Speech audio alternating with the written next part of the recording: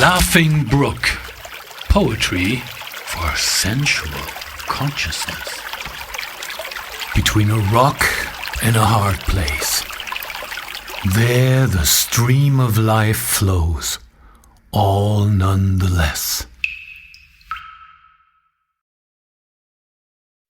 Autumn is the beauty of a life that has been lived.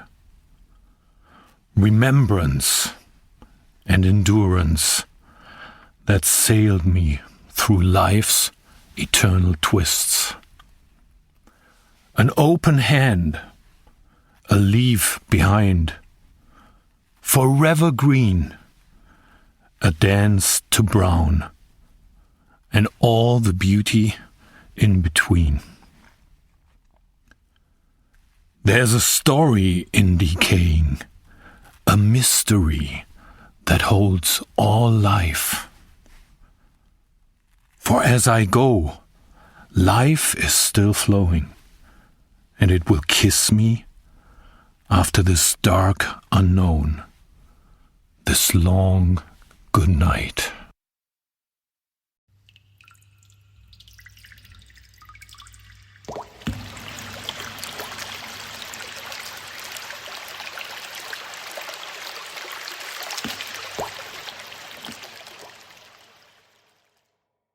No one gets out of here alive.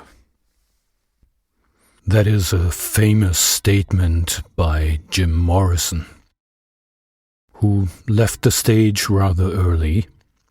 And while spirituality of all times and flavors might want to argue with that statement, and despite all promises or hopes that medical science may be making about methods that will stop us aging, it is a given that death comes to us all. In our Western culture, which is so obsessed with youth and growth, death is much of a taboo. And so we hide it away in hospitals and nursing homes, while pretending it's an issue that may have to do with others, but not with ourselves. In doing so, we're missing out. And we're missing out big time. There's so much to learn from death. Bronnie Ware, an Australian nurse who cared for many people on that very last leg of their journey, wrote in her blog, it's called Inspiration and Chai. Well, she wrote about her experiences in caring for people at the end of their lives. She created, of course, a list of the top 5 regrets people have when dying. I wish I had let myself be happier. I wish I had stayed in touch with my friends.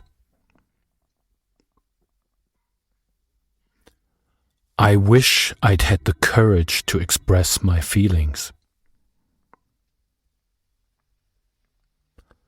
I wish I hadn't worked so hard. And now the number 1. I wish I'd had the courage to live a life true to myself, not the life others expected of me. A fulfilled life, then, would be a life where I'm living who I truly am, where I give myself time for doing and being that, and also give time to friendships and things that make me feel happy and alive. And all those statements start with, I wish.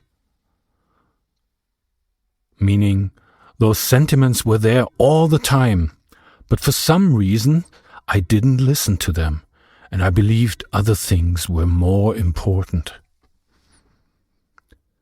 But what if we lived our lives a little wiser, a little more from a perspective that is seen from the end? Today's poem was written in a forest, when autumn made the beech trees around me shed their leaves. And as they were floating to the ground, those dying leaves with their spectacular colors of deep, shiny green, bright orange and warm brown, it was quite a thing to look at those dying leaves. No one gets out of here alive.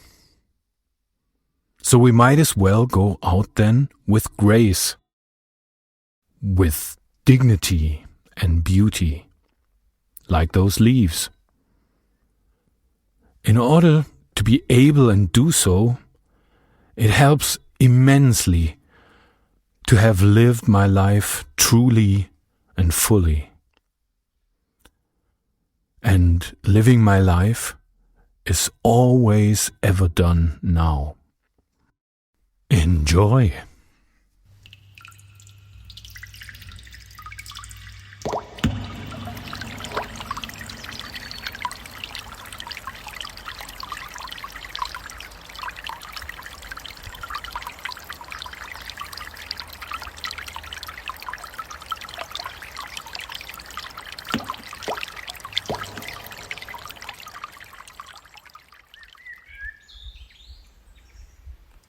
Autumn is the beauty of a life that has been lived.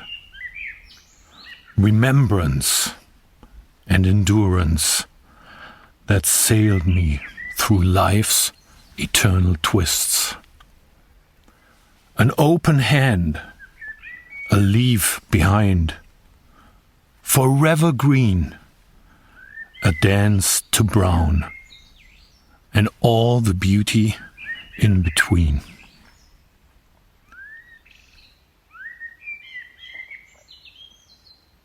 There's a story in decaying, a mystery that holds all life. For as I go, life is still flowing, and it will kiss me after this dark unknown, this long good night.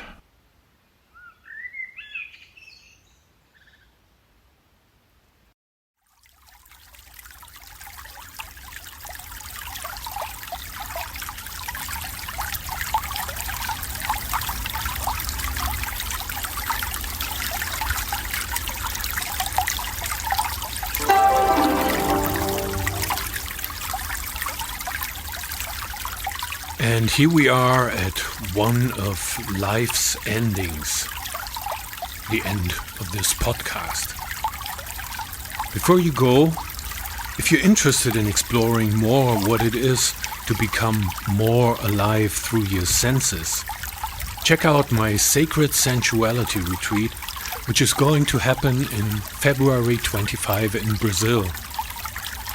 You'll find a link in the show notes on laughingbrook.net. My name is Laughing Brook. I'm a poet, dancer, mystic, nature coach, and man whisperer. If you like what you've been hearing and would want to support me, please leave a positive rating and a comment on whichever platform you are listening to this podcast. This helps others to become aware of it. You can share it with friends, and most of all, please subscribe and come back for the next episode. Thanks for listening, and keep on flowing, bumping and jumping with the stream of life.